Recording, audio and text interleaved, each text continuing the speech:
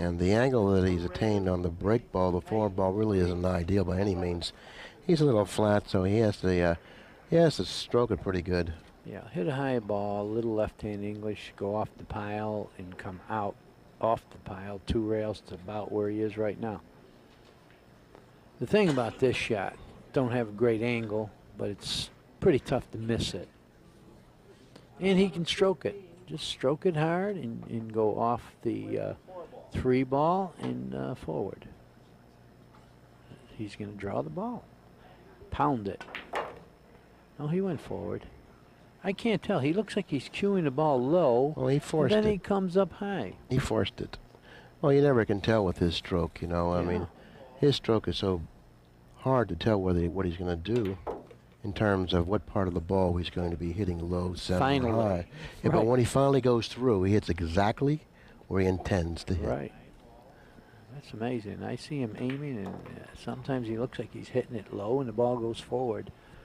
Because somewhere in the middle of his stroke, he elevates and follows through high.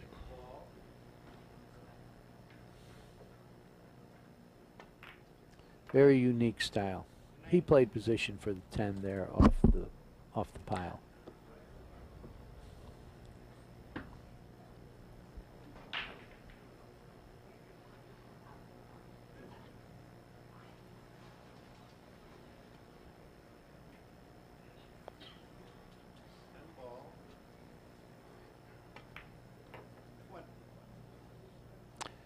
$15, $7, $8 maybe.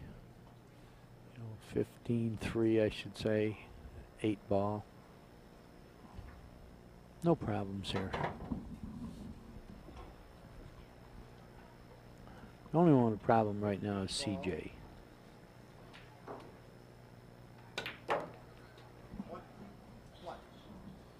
You know, it's hard. He's going to play shape for the 12 here, I do believe, and then try to go into him off of the 12. He's right in line for that, Danny. Oh, he has to go forward a hair. Now he's going to break him off the 12 here. He's going to shoot the 3 and go into the 12 and try to loosen something up. I don't know if he planned that, but certainly not Turn out the way I that would have way. played it. Is he going into the 12 or the 5? No, the 12. Yeah. Well, The 8 ball still goes, and he's got perfect angle. And the 8 ball is there. Now he's just searching for a break shot. He wants a little more angle on the 8. He's going into him right here. Oh. I didn't agree with that. He's probably straight in. It depends how bad CJ's going. It looks like he's got a little cut, but he's going to shoot it. He'll have to elevate if he's going to shoot it. Ball's froze. What does that mean? What does that mean? The ball Watch the cue ball, Danny. Look at the cue ball, Danny.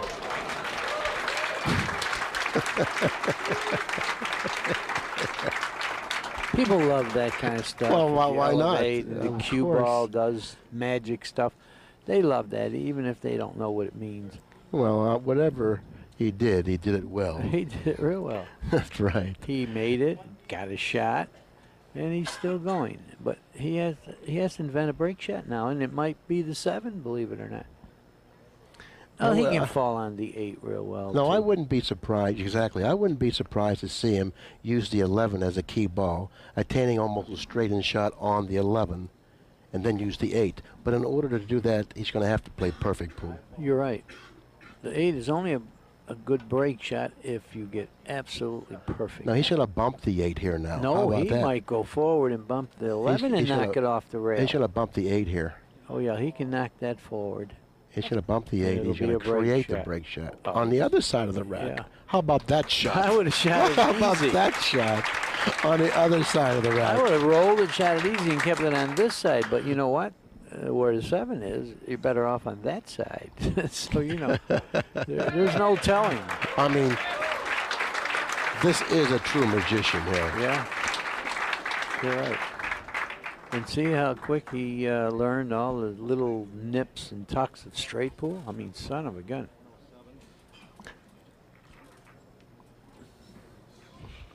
Now, let's take a look at the Massey shot again.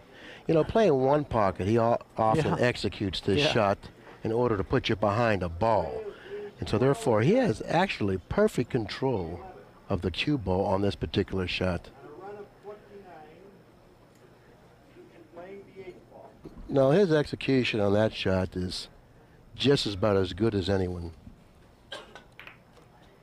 Now, he learned from the last time he drew the ball. Notice he didn't draw it as hard this time. No, right. Well, that's how sharp he is with this game. Last time he hit it too hard and he went all the way to the end rail and he said, this time I'm not going to go that far.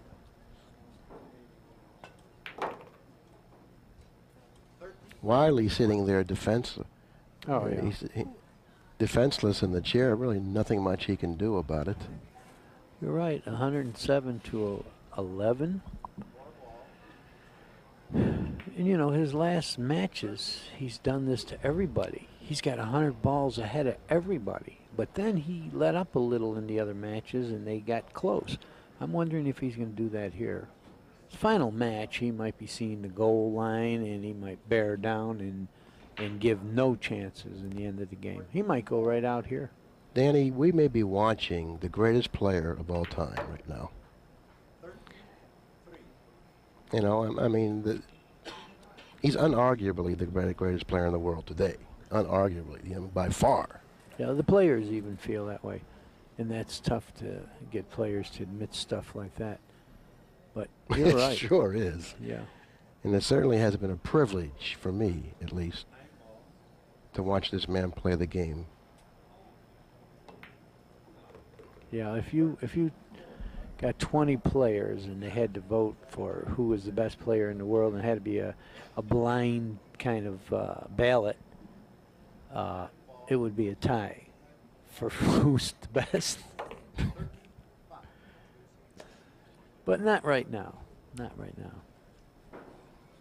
Are you saying everyone would vote for themselves? Yeah, I would say that. Yeah, no, that's what I'm saying.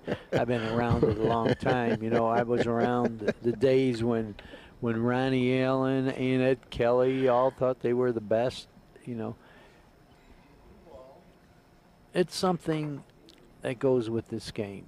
You have to have that big ego and pride and feel like you are the best, or you must stay home. This is again one of his runs where it's effortless. He's not even getting in trouble. These are just racks he's going. But the last rack wasn't effortless. Oh, was he had it? a couple little things. Couple little things. Little massé and stuff Little like that. But little when it's carom over, off the cushion, repositioned and the 8 on the other side of the rack.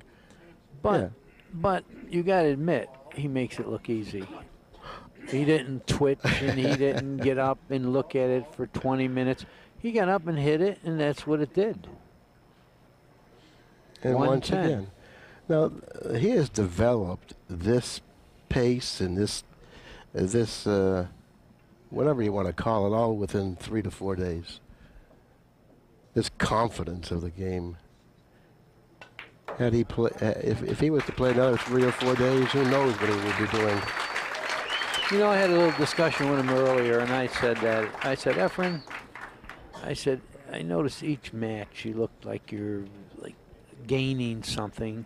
And I said, if you played this game day in, day out, I mean, you'd be totally unbeatable. But unfortunately, there might not be another straight pool of this magnitude till next year.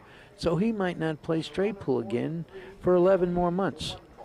That's true. That's really, and that's not fair. No, it isn't. No, that's why I'm very happy that Grady Matthews is promoting these kind of tournaments to keep straight pool alive.